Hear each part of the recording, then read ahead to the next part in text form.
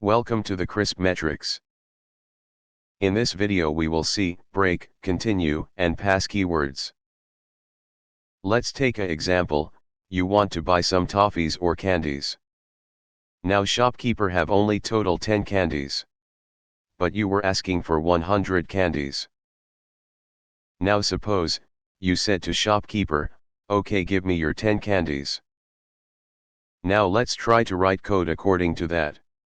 Initialize variable, shop have only 10 candies, and as buyer you have to ask for input. Now use while loop, and write a condition, if I is smaller than your number of candies.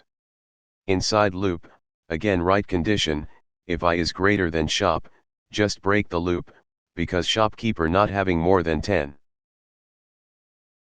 But if it is not greater than 10, print take your toffee.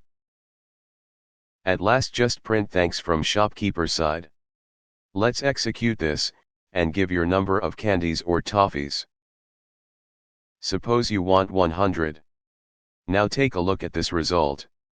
So, shopkeeper give you 10 toffees, because we already told that you will take that candies. Now let's do it for 2 candies.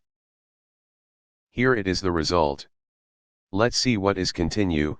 To understand continue, let's take an example. Take a for loop and with range 3, after that you will ask for an input from user, you have to guess a name of 3 length. Then put a if condition, if length of name is greater than 3, print message wrong try again, then you have to continue. Let's execute this. Let's suppose we give a. Now length of a is smaller than 3, that's why it is asking for second word. After giving harsh, you can see it is saying, try again. It is the difference between break and continue. Let's see what is pass keyword. Whenever you define a function, and you don't want to do something in that, you can use pass keyword. But without pass keyword, you can see there is an error. It means whenever you want to save a function without statements, you can use pass keyword. We will see more things in next videos. Please subscribe to the channel.